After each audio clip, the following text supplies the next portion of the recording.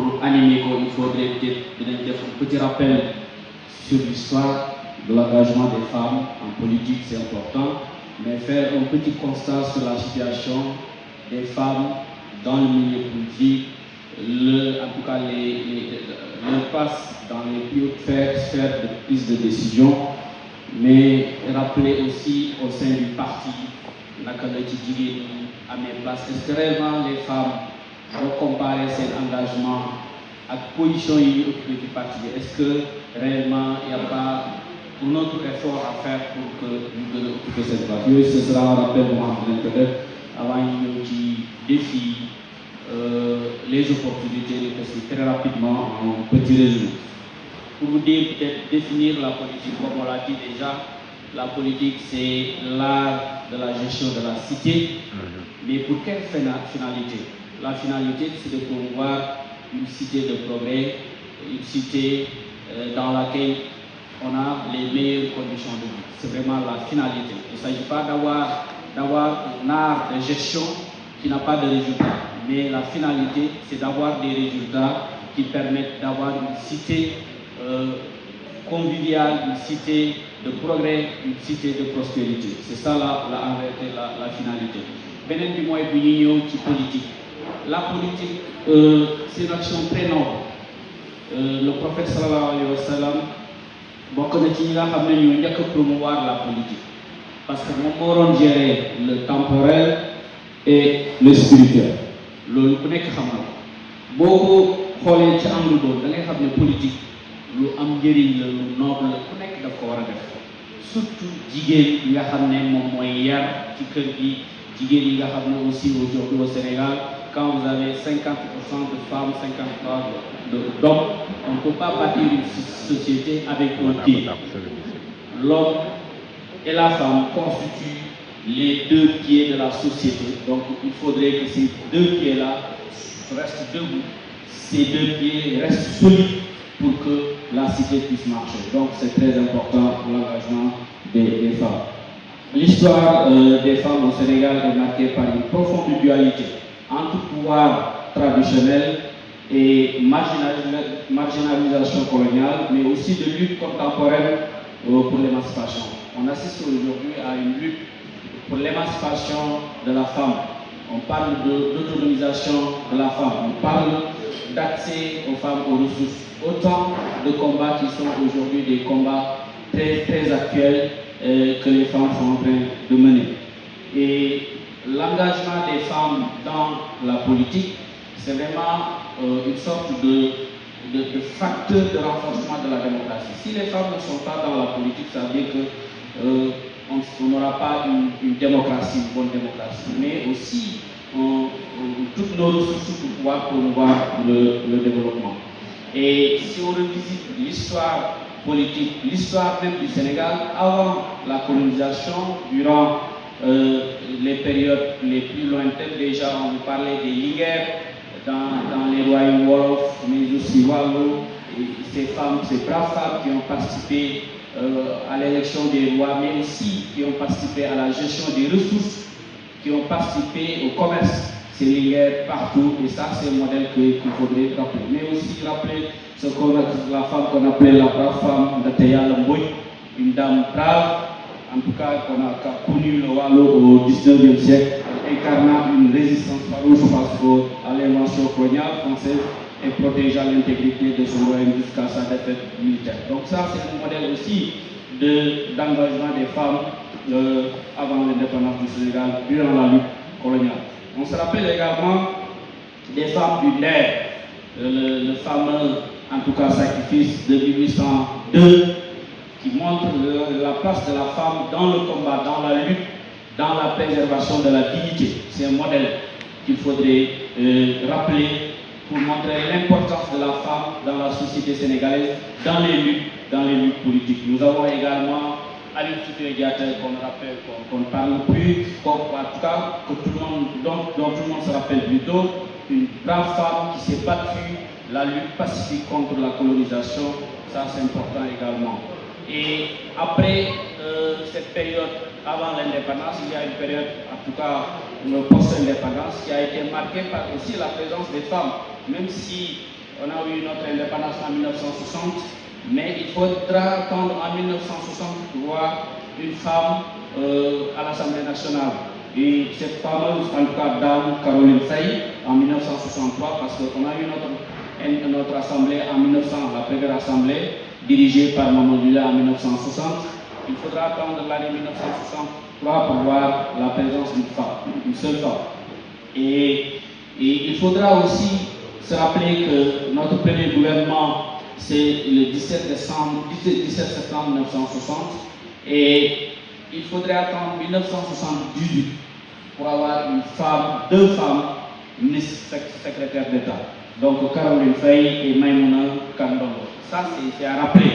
Et il y a eu des progrès, il y a eu des avancées, mais c'était très long. C'est à partir de Abdoulaye Wade qu'on a constaté une véritable, en tout cas, participation des femmes, et même institutionnalisée. Pour la première fois en 2001, on a eu une femme première ministre avec Maman Diop. Ça, c'est un succès. Et aussi, avec Abdoulaye Wade, on a eu la fameuse loi sur la parité, c'est à rappeler, qui a donné un acquis en tout cas considérable aux femmes dans les institutions électives avec une parité. Ça, c'est un aspect aussi à rappeler qui constitue en tout cas une période phare 2010, une date charnière dans le processus d'émancipation des femmes dans les instances de prise de décision, notamment à l'Assemblée nationale avec une parité, mais également dans les conseils départementaux, dans les collectivités territoriales. Et ça, c'est un rappel qu'il fallait faire. Il y a des femmes ensuite qui ont eu des partis politiques dans le processus. Je vais revenir sur les détails, sur le nombre de partis politiques. Et cela m'amène sur les constats. La lutte qui n'avait pas été encadrée, la lutte portée par des femmes qui ont pu montrer aux côtés, en tout cas des hommes, leur bravoure et aussi leur abnégation, a montré que c'est des actrices déterminantes dans le processus d'évolution de la société, avec en tout cas des acquis que les femmes ont eu grâce à leur lutte, mais aussi progressivement des personnes, des leaders qui ont porté des projets politiques d'émancipation de la femme avec une institutionnalisation avec la rupture par rapport à la loi sur la parité. En termes de constat, on peut dire que nous avons un faible accès dans les instances de prise de décision, malgré leur important engagement politique. Oui, les femmes sont fortement engagées en politique, mais elles sont faiblement responsabilisées. Ça, il faut le reconnaître jusqu'à présent. Et sur le front politique, les femmes sont toujours au devant de la scène, dans la mobilisation, dans le vote, dans la massification du parti, mais jusqu'ici quand même, au niveau des instances de prise de décision, elles ne sont pas très bien représentées. Et à l'Assemblée nationale aujourd'hui, grâce à la loi sur la parité, nous avons 69 députés. L'honorable ami Diap témoigné, nous avons 69 députés sur 165. Peut-être certains vont se demander pourquoi on n'a pas le même nombre de députés hommes-femmes. Ce n'est pas possible parce que tout simplement, il y a des départements où on a un seul député, il n'y a pas de parité, et les gens ont tendance à prendre des hommes comme députés. Il y a aussi des nombres impairs. Parfois, on arrive à cette situation, il y a des hommes qui sont positionnés. Donc, c'est pour cela qu'il est très difficile d'avoir une parité exacte. Mais ce qui est clair, la parité est respectée à la lettre, et c'est par des mécanismes quand même qui sont des mécanismes normaux, et peut-être la position des hommes en termes de prédominance sur certains départements, à la place d'une femme qu'il fallait choisir, un homme est choisi, et ça crée une situation comme ça. Et sur le bureau de l'Assemblée nationale, nous avons 8 vice-présidents et les 4 sont des femmes, donc la parité est respectée. Et je ne pense pas que sur l'ancienne législature, de 14e législature, nos amis avaient respecté cette parité sur le bureau de l'Assemblée nationale. Je ne le pense pas. Sur même les secrétaires élus également, la parité est respectée. On doit avoir 6 secrétaires élus aujourd'hui. Il y a 3 hommes et 3 femmes. Donc ça veut dire que PASTEF respecte de manière en tout cas stricte la parité hommes-femmes. Dans les collectivités, ça c'est important de le rappeler. C'est-à-dire que parce que c'est un parti qui, le discours, la pratique, il y a une conformité, en tout cas extraordinaire. Ça prouve en tout cas le patriotisme, en tout cas les principes de démocratie qui sont en vigueur dans le parti. Dans les collectivités territoriales, nous avons, malgré la loi sur la parité, et les femmes ne sont pas encore, en tout cas, au devant. Sur 43 conseils départementaux, 3 femmes seulement sont présidents du conseil départemental. Donc il y a énormément d'efforts à faire. C'est pour ça le réseau des femmes civiles Jiguen et l'Observatoire national de la parité encadre les femmes à être candidates au niveau des postes dans les exécutifs locaux. Sur 558 maires, on n'a que 18 maires qui sont des femmes. Donc il y a énormément aussi d'efforts à faire dans ce sens. Et du côté des partis politiques, sur 397 partis politiques, moins d'une dizaine sont dirigés par des dames. Aujourd'hui, on compte du bout des doigts les partis politiques qui sont dirigés par des femmes. Donc ça, c'est aussi une situation. Au sein du parti PASTEF, il y a aussi un certain nombre de réalités, de statistiques qu'il faudrait aussi rappeler. On sait que les femmes sont très engagées, les femmes sont sur la première ligne en matière de lutte, de massification, mais il faut davantage responsabiliser les femmes dans le parti. Sur 43 coordonnatrices départementales, on n'a qu'une seule coordonnatrice départementale. C'est à Kafrine. Heureusement que c'est chez moi à Kafrine, avec Sina Amadou Gueye. Donc il y a des luttes aussi à mener au sein du parti. Sur les coordonnateurs sections communales, sur 553 sections communales, on n'a qu'une seule coordonnatrice. Ça, c'est aussi un fait qu'il faudrait rappeler. Au sein du MONCAP, on a une vingtaine, je pense qu'on n'a pas 26 commissariats. Sur 26 commissariats, on n'a que 2 commissaires. Il s'agit de Hadi Diop et aussi Fatou qui est l'ex-ministre de la Pêche. Donc, il y a aussi au sein du PASTEF, dans les instances du PASTEF, des efforts à faire. Et je pense que le président est en train de faire, en tout cas de montrer la voie. Vous voyez récemment des femmes qui sont nommées au niveau du secrétariat général. Il y a déjà Madame la ministre est aujourd'hui là, qui est à la fois directrice de cabinet, mais aussi secrétaire général adjoint du parti. Et beaucoup de femmes ont intégré Khadija Gueye, Khadija Mayekor, des dames qui ont. Ça, c'est les efforts que le président est en train de montrer, de faire pour que les femmes soient davantage au cœur du dispositif. Et le fait qu'aujourd'hui, le président du parti nomme une directrice de cabinet à la personne de notre sœur Marie-Rose, c'est déjà le signal. C'est la confiance aux dames, parce que les dames sont aussi compétentes, ou même voire compétentes et plus fiables que les hommes. Si vous vous rappelez, j'ai vu la semaine dernière une vidéo lorsque le président était à la Primatica, et c'était d'ailleurs une rencontre que j'avais organisée. Il dit que quand j'ai regardé la table du Conseil des ministres, je vois le nombre de dames, 5, et il dit si j'avais à faire confiance, j'ai plus confiance à ces dames que les autres. Ça, c'est important. C'est ça. Il faut oser dire la vérité. Les femmes sont braves, les femmes sont plus que compétentes, mais plus que compétentes même par rapport aux hommes. Ça, ce n'est pas pour jeter des fleurs, mais c'est la réalité, parce que nous étions dans un monde du développement territorial. Je suis consultant et j'ai rencontré beaucoup d'experts, et je peux vous avouer que les femmes sont dans tous les secteurs et elles sont beaucoup plus brillantes que les hommes. Ça, c'est important qu'on le rappelle. Donc, il faudra davantage travailler. Ça veut dire qu'aujourd'hui, la situation que nous avons en termes de présence au niveau des instances de décision, le nombre effectif de femmes ne reflète pas le travail que les femmes sont en train de faire, à la fois dans les partis politiques, mais aussi au niveau de l'État, dans les plus grandes, en tout cas, stations de décision. Donc il faudra du travail. La politique, c'est un combat. Rien ne se donne, tout s'arrache. Ça veut dire qu'au-delà de ce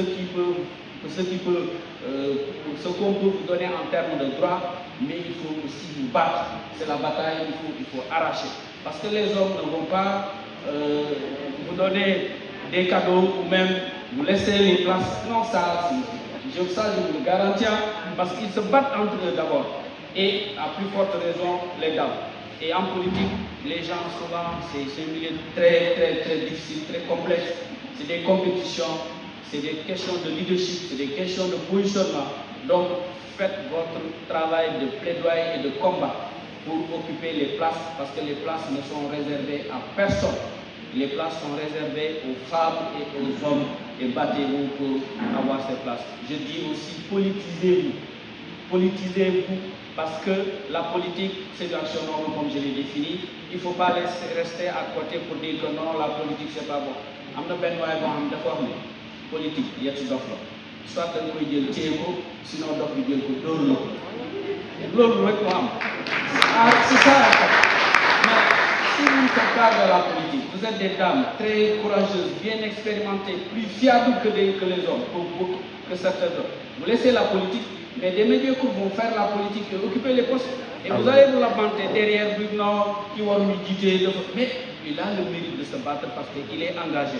Donc engagez-vous et le courage de vous engager, de vous battre dans vos quartiers, dans vos villes, au niveau des plus, en tout cas au sommet de l'État, pour porter ce pays, parce que sans vous, le Sénégal ne pourra pas se développer. Ça, c'est une conviction et c'est une réalité. Sans les femmes, sans la place des femmes, partout, dans les plus sphères de décision, le Sénégal ne pourra pas se développer. Ce n'est pas possible. Ce n'est pas des fleurs, mais c'est une réalité. Parce qu'on ne peut pas avoir la moitié d'une population à côté et que les hommes occupent les places et que ces hommes-là, ce ne sont pas les meilleurs. Ce n'est pas possible. Donc ça, c'est le conseil que je donne. Et en termes de défis, il y a un certain nombre d'obstacles. C'est souvent les obstacles socioculturels. La religion, la culture, en tout cas des croyances traditionnelles qui font que souvent la femme est cantonnée dans certaines positions qui ne lui permettent pas de pouvoir accéder à un certain niveau. Alors que l'histoire n'a pas montré cela. J'ai commencé par là qu'il y a eu des femmes qui ont dirigé et influé d'autres femmes. Donc ces histoires de réalité, des fois, c'est peut-être, est-ce que ce n'est pas la stratégie des hommes pour cantonner? Est-ce que ce n'est pas la stratégie des hommes pour cantonner? Voilà, il faut briser ce tabou, ces réalités. Parfois même on accuse à tort la religion pour penser que c'est la religion qui est le frein. Non, la religion n'a jamais été un frein. La religion, au contraire, a libéré les femmes. Avant le prophète, avant l'arrivée du prophète, les gens faisaient du n'importe quoi aux femmes. Les gens ne voulaient même pas avoir des filles, et même certains enterraient les filles. Et c'est la religion qui a brisé tout cela, qui a annihilé tout cela. Et même les premiers martyrs, Soumaya, vous vous rappelez, la dame martyre, ça c'est pour dire que les femmes ont toujours été au devant du combat politique. Il y a aussi un obstacle financier.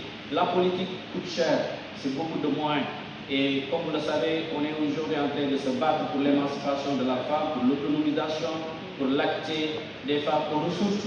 C'est pour pouvoir avoir les moyens de pouvoir faire de la politique. Donc, ça c'est un facteur qui limite. Il y a des femmes qui n'ont pas pu peut-être avoir un parti politique parce que tout simplement, ça demande beaucoup de moyens. C'est beaucoup d'argent. Nous savons comment se passe la politique au Sénégal. Donc, il y a un facteur financier, un facteur économique qui limite aussi le fait que les femmes ne soient pas souvent au devant dans ces instances-là. Il y a aussi le facteur politique, la violence politique. Les femmes aussi ne peuvent pas, sont très, en tout cas, regardant sur ces questions-là. S'il y a violence, les femmes ont tendance à se retirer. Et il y a beaucoup de violence dans la politique, énormément de violence, et ça décourage beaucoup de femmes dans la scène politique. Donc, et il y a aussi la dimension capacité. Il faut déjà, si les capacités ne sont pas fortes, ça aussi, je parle de capacité sur le plan de formation, ça c'est très important. Ce n'est pas actuellement le cas parce qu'aujourd'hui, si vous allez dans les écoles, vous avez plus de femmes que d'hommes. Dans les universités, vous avez plus de femmes que d'hommes. Donc il reste la question de l'engagement. En termes d'opportunités, les opportunités, c'est déjà la loi. Il y a un cadre institutionnel qui est là, il y a une loi qui organise, qui fait qu'aujourd'hui, dans les conseils départementaux, dans les communes, à l'Assemblée nationale, il faudra la parité. Ça déjà, ça donne un accès. Et à l'intérieur, il faut se battre pour avoir les places qu'il faut à l'intérieur. Il ne s'agit pas d'être là et de rester juste là. Mais il faut avoir une présence active, il faut avoir une présence productive. Ça, c'est important. Et pour matérialiser tout cela, aussi en termes d'opportunités, il y a l'Observatoire national de la parité. C'est pour rester en veille, pour que ce qui a été voté soit appliqué. Il y a le réseau civil d'IGEN. Il y a énormément de cadres aujourd'hui qui encadrent les femmes politiques pour, en tout cas, leur permettre d'être des leaders, être capables de pouvoir vraiment prendre la parole en public, d'être bien formés, d'être bien encadrés, mais aussi d'être candidats au niveau des élections locales. Il faut que les dames aussi postulent. Il ne faut pas laisser les places aux prochaines élections aux hommes. Il faut soyez des candidats dans les élections municipales, parce qu'on a beaucoup plus confiance en vous en termes de gestion financière. Ça, c'est clair. Et même au-delà, en termes de probité. Et si on a énormément de femmes dans les collectivités territoriales, ça peut impacter positivement sur la gouvernance territoriale, sur la gouvernance locale. Engagez-vous, n'ayez pas peur.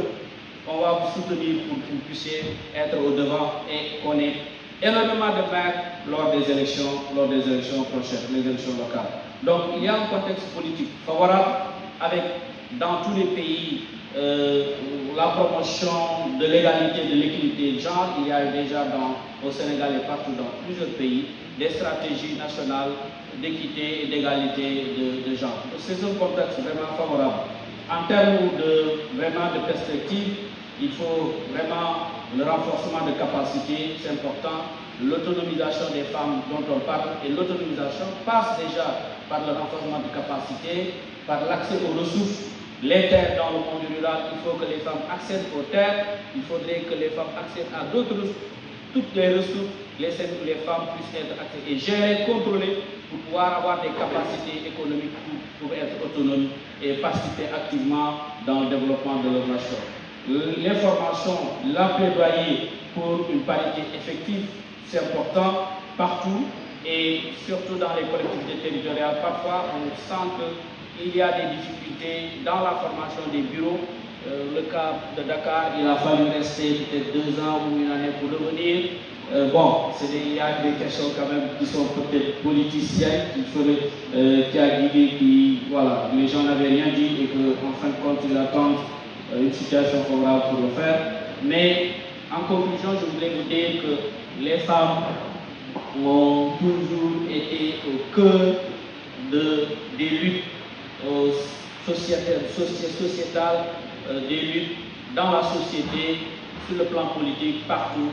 Et malgré cette présence, cette lutte, cette présence sur la première ligne, aujourd'hui, on constate qu'il y a encore des efforts à faire, puisque leur engagement, leur militantisme n'est pas totalement reflété dans, en tout cas, les places qui sont occupées dans les plus hautes sphères de prise de décision.